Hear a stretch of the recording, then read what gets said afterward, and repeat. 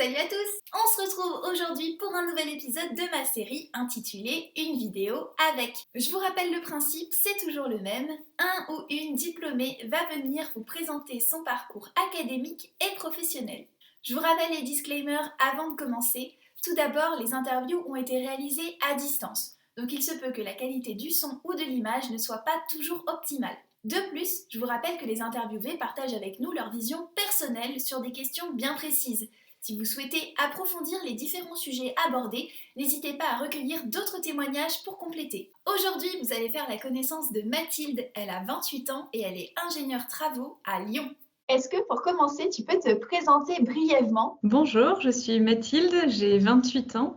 Je suis conducteur de travaux dans le domaine du génie civil. Je suis aussi marraine entreprise dans l'association Elle Bouge, qui regroupe les femmes techniciennes et ingénieures de France. C'est une association qui a pour but d'expliquer nos métiers aux jeunes étudiantes, lycéennes, collégiennes, les métiers de l'ingénierie et de la technique. Je mettrai le lien dans la description de la vidéo si les personnes qui nous regardent veulent plus d'infos à ce sujet. Et du coup, est-ce que tu peux nous présenter ton parcours depuis le bac? Donc, quel type de bac tu as fait pour préparer quel diplôme? J'ai eu un bac S avec une spécialité en physique-chimie. Ensuite, je me suis dirigée vers une école d'ingénieur avec une prépa intégrée qui m'a permis de découvrir un petit peu les différentes spécialités qu'offrait le réseau d'écoles d'ingénieurs.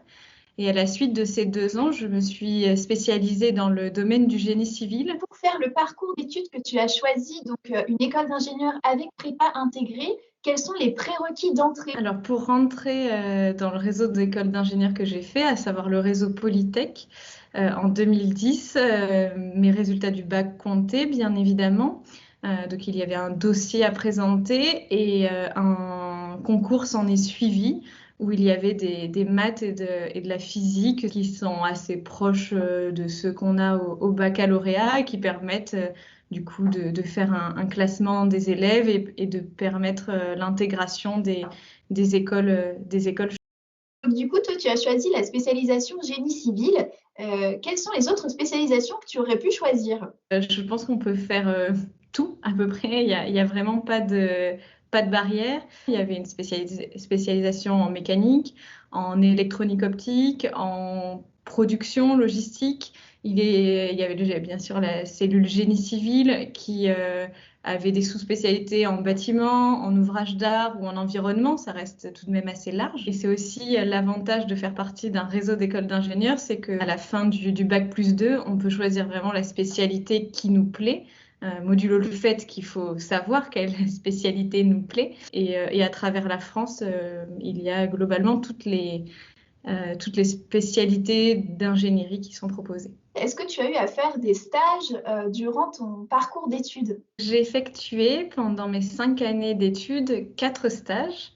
Un premier en communauté d'agglomération, le second un stage ouvrier sur le chantier avec les compagnons et puis un chef de chantier qui nous drivait. Et ensuite j'ai réalisé 2 stages en génie civil avec une spécialité dans les ouvrages d'art hydroélectrique. Du coup, tu as choisi d'être ingénieur travaux après ton diplôme. Est-ce que tu peux nous expliquer un petit peu plus en détail ce que c'est ce métier? Le métier d'ingénieur travaux, que l'on définit aussi en tant que conducteur de travaux, ça veut dire la même chose. C'est la personne qui est responsable de la production d'un chantier, c'est-à-dire définir une équipe, chapeautée en général par un chef de chantier. Ensuite, de leur donner les moyens matériels pour travailler. Donc, il faut gérer des approvisionnements de matériel, une grue, un engin chariot télescopique, une nacelle, les matériaux, le béton, la ferraille. Pour qu'on comprenne un petit peu plus ce métier, est-ce que tu peux nous décrire une journée type? Je réponds souvent qu'il n'y a pas de journée type et c'est bien une des plus-values de ce métier, c'est qu'on s'ennuie jamais parce qu'il n'y a pas une journée qui se ressemble. Je suis principalement dans un bureau. Pour autant, je vais sur le chantier de manière assez régulière, au moins une visite par jour sur le terrain. À l'arrivée sur chantier, eh bien, on fait par exemple un pré-job briefing avec toute l'équipe pour s'assurer qu'ils ont bien compris les missions de la journée ou de la semaine pour fixer les objectifs. Et ensuite, je regarde les mails, je traite les mails qui sont urgents et après, j'approfondis les thématiques qui sont importantes et qui vont permettre le bon déroulement du chantier sur les jours, voire mois à venir. Donc ça passe par notamment des réunions hebdomadaires avec le client, des points journaliers avec le chef de chantier, et puis traiter le quotidien. Et le quotidien, ça reste principalement anticiper les choses à venir sur les semaines qui vont suivre.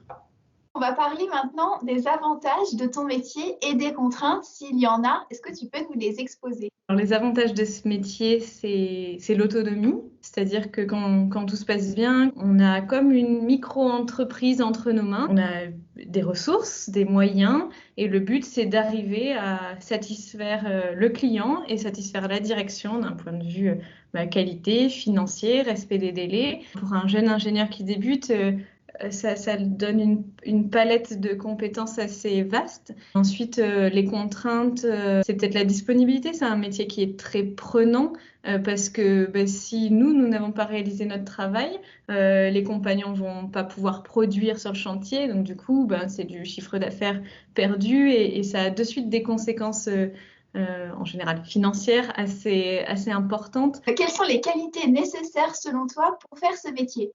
La première et celle qui me tient à cœur, c'est l'humilité. On est certes diplômés, pour autant on côtoie des personnes qui n'ont pas tous ces diplômes et qui en savent autant, voire plus que nous, parce que elles ont acquis de l'expérience à travers leur vécu sur les chantiers. Le but, c'est de se remettre en question sur sa manière de gérer une équipe, sa manière de voilà, est-ce qu'on ne pourrait pas gagner en ergonomie sur le terrain en changeant nos méthodes? Des fois, on est contraint par le client, enfin, on est mis sous pression.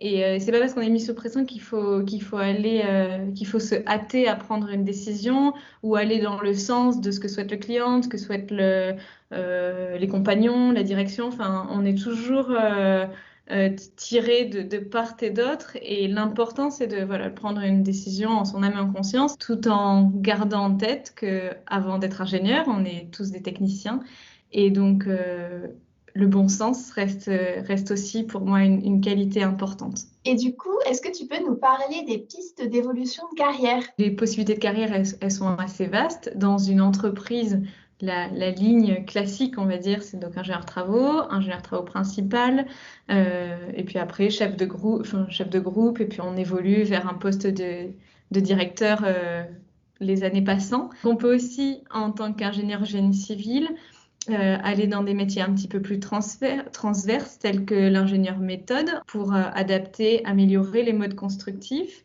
On peut aussi aller vers un poste d'ingénieur études de prix et répondre à des affaires, à des appels d'offres. Et après, avec une expérience travaux, eh bien, on a une plus-value en maîtrise d'œuvre, en maîtrise d'ouvrage. On peut aussi avoir notre place dans tous les corps de métier nécessaires à la bonne exécution d'un ouvrage. Quels sont tes conseils pour quelqu'un qui souhaite suivre la même voie que toi? La première chose, c'est celle que j'ai toujours suivie, c'est de saisir les opportunités quand elles se présentent. Ça m'a toujours bien aidée jusqu'à présent.